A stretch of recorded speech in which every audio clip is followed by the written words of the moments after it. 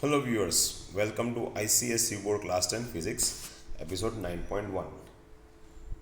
In the previous chapter, or you can say in previous episodes, we have talked about current, electric potential, we have seen Ohm's law, resistance, then factors, we have seen specific resistance, then we have talked about series circuits and parallel circuits.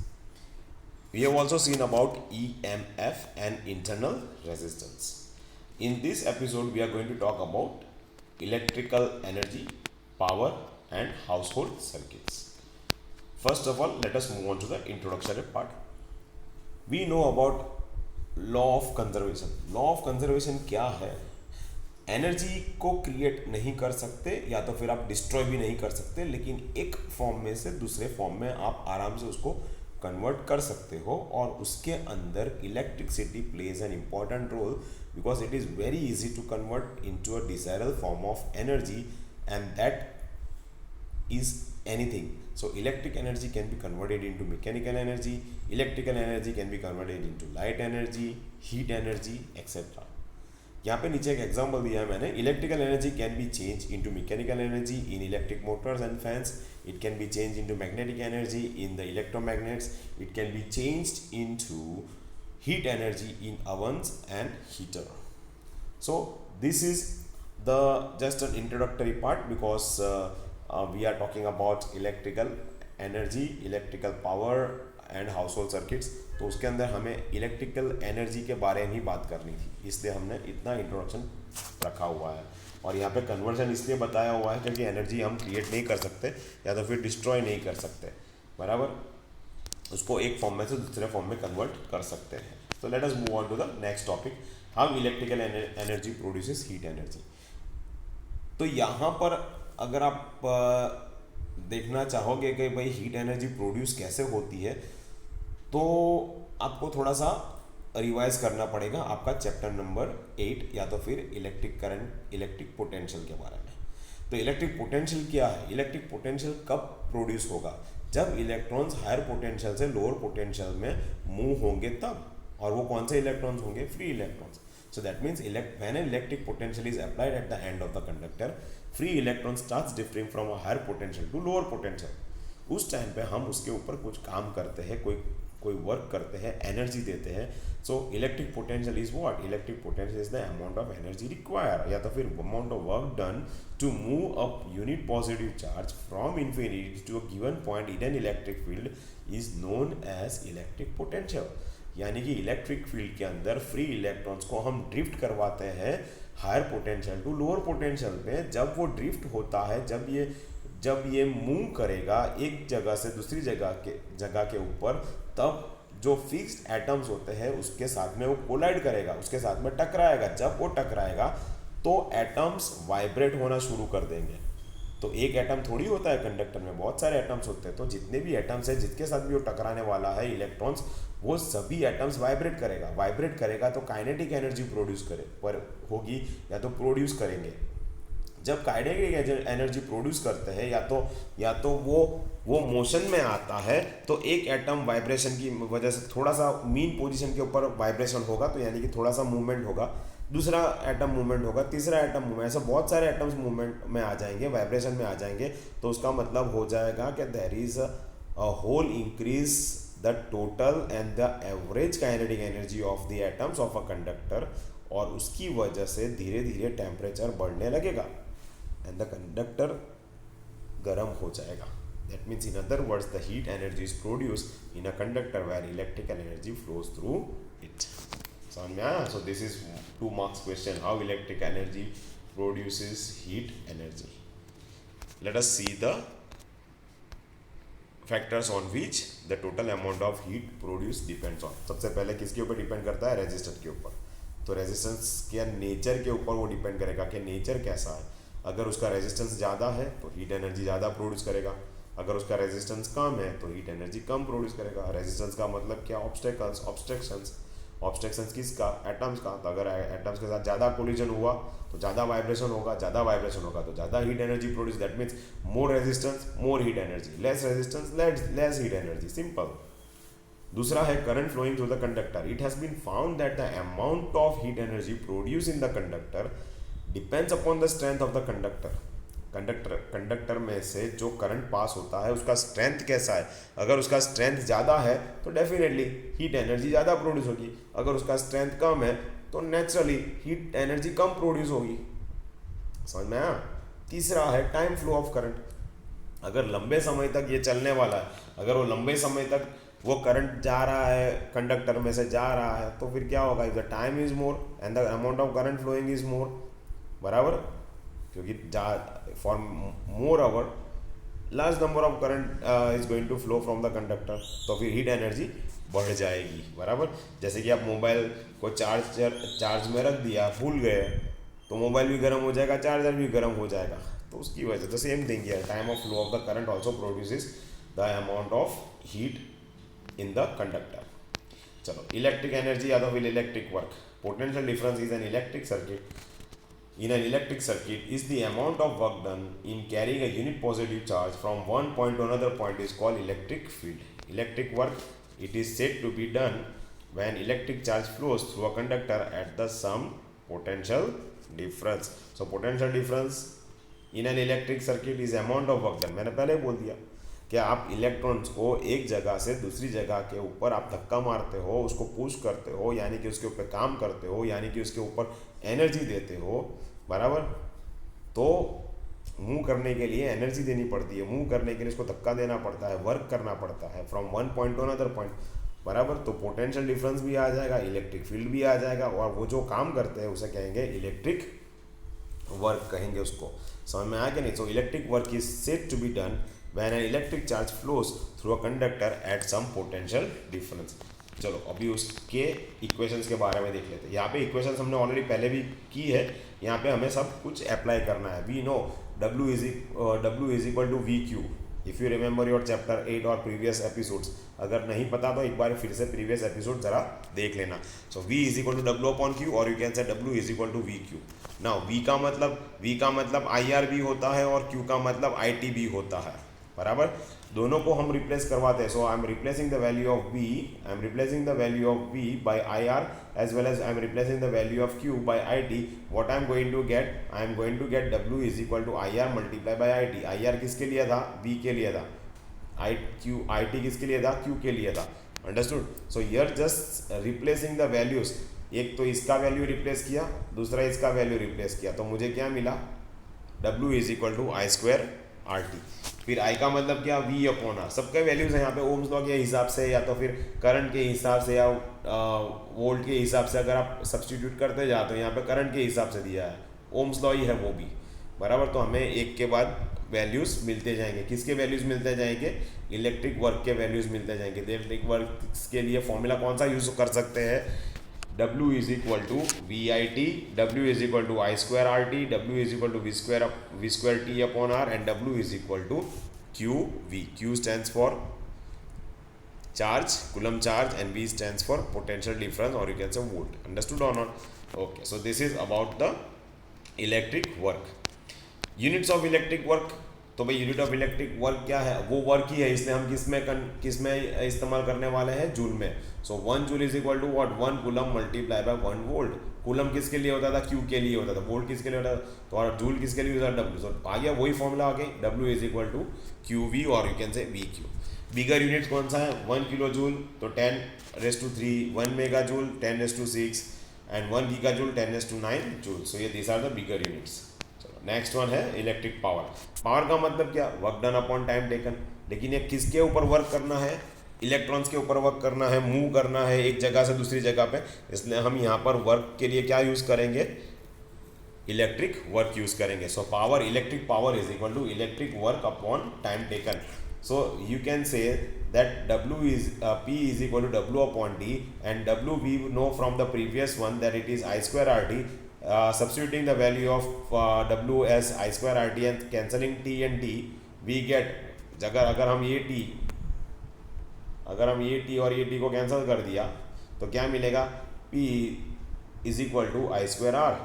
W की जगह पे VIT रख दो तो क्या मिलेगा? यहाँ पे वापस T कैंसिल, तो क्या मिलेगा? P is equal to IV.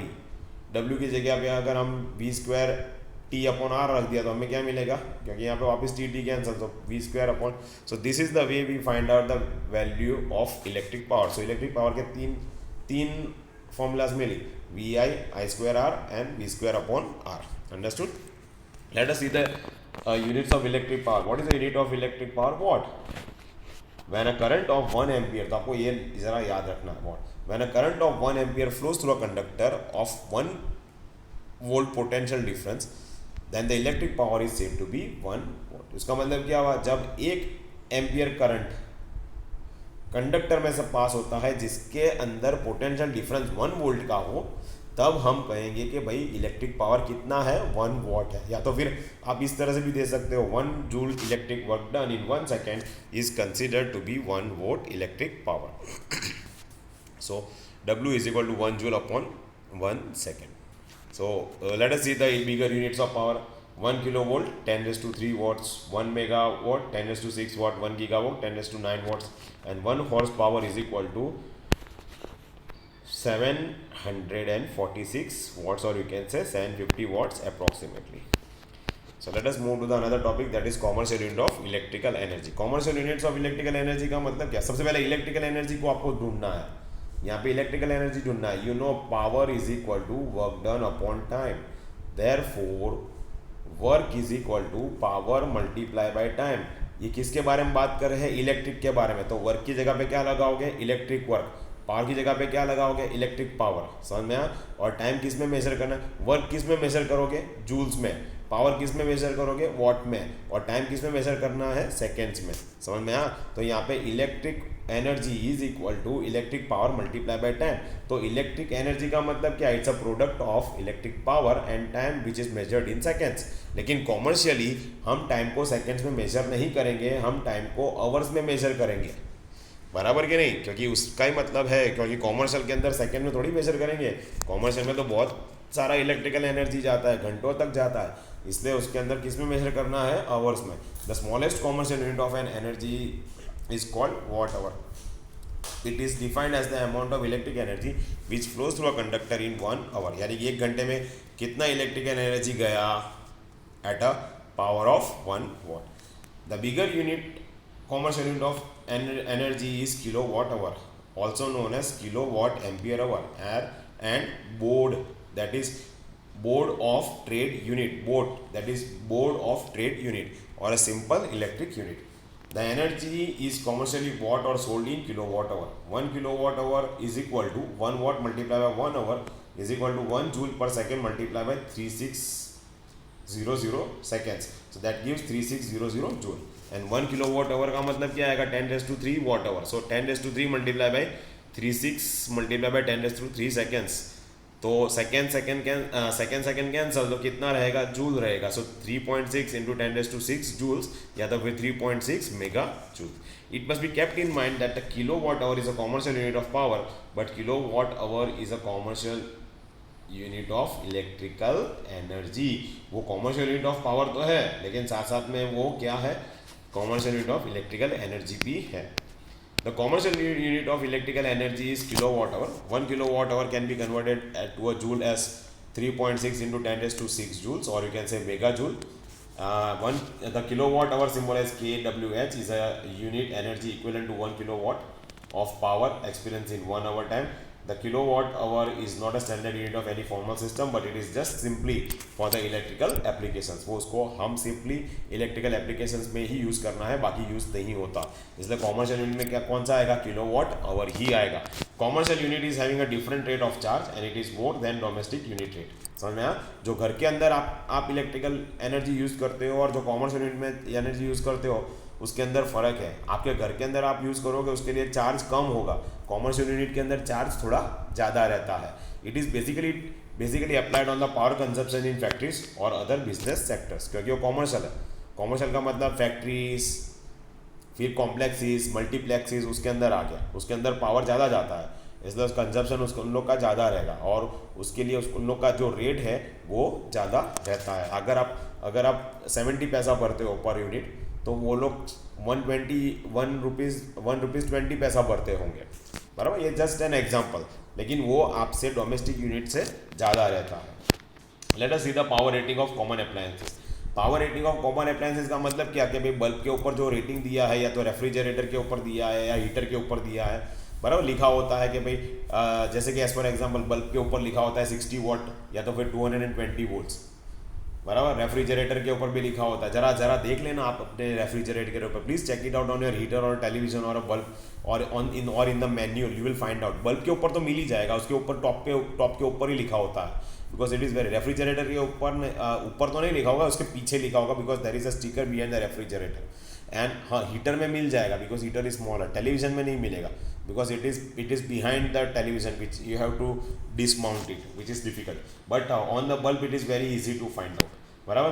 Power rating tells us the rate at which the consumes electric power. Generally the electrical appliances such as electric bulb, refrigerator, heater, television etc.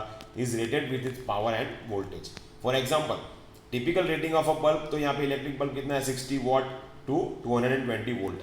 From this rating it implies that the bulb will work with an optimum efficiency with a potential difference of 220 volts। का मतलब क्या हुआ कि भाई जो bulb है वो किसके ऊपर काम करेगा, पोटेंशियल डिफरेंस 220 वोल्ट के ऊपर काम करेगा। उससे ज़्यादा होगा तो काम नहीं करेगा, उससे कम होगा तो फिर भी काम नहीं करेगा, ज़्यादा होगा तो फिर तो वो फ्यूज ही हो जाएगा। विल कंज्यूम पावर, और उसका पावर कितना कंजम्पशन होगा 60 watt. In terms of electrical energy it will consume 60 joules because 60 watt power है, बराबर। And power is nothing but the work, electrical power work. तो 60 joule of energy in 1 second हो गया, 1 second के अंदर कितना जूल ऑफ एनर्जी यूज करने वाला है 60 joule. This consumed electrical energy is converted into filament to the bulb in order to produce light and heat energy in 1 second। यानी कि इतना एनर्जी लेगा 1 सेकेंड में क्या प्रोड्यूस करने के लिए, light and heat energy. Then we can calculate the following quantities from this rating. हम उसके ये जो दो क्वांटिटीज दी है, कौन सी दो क्वांटिटी, वॉट एंड वोल्ट। कितना वोल्ट का बल्ब है 60, कितना वोल्ट इस्तेमाल करने वाला है 220, तो उसके हिसाब से हम ये रेजिस्टेंस फाइंड कर सकते हैं, साथ में कितना करंट होगा वो भी हम फाइंड कर सकते हैं। रेजिस्टेंस का मतलब क्या होगा, V square upon power P. Resistance का मतलब क्या, V square upon power V. इसलिए हमने आगे वाले जो इक्वेशंस किए पावर के लिए उसमें से ही मैंने यूज किया है, P is equal to watt, V square upon R, therefore R is equal to watt, V square upon P. Now V का मतलब वोल्ट, बराबर, वी का मतलब वोल्ट एंड पी का मतलब power. Power is related to watt, तो 220 multiply by 220 upon 60, how much it is going to give 806.7 ohms, यानी कि उसका रेजिस्टेंस कितना आएगा 806.7 ohms। चलो रेजिस्टेंस ऑफ द फिलामेंट तो मिल गया, अभी उसका सेफ लिमिट कितना है, कितना करंट उसमें से फ्लो हो सकता है। तो वी नो P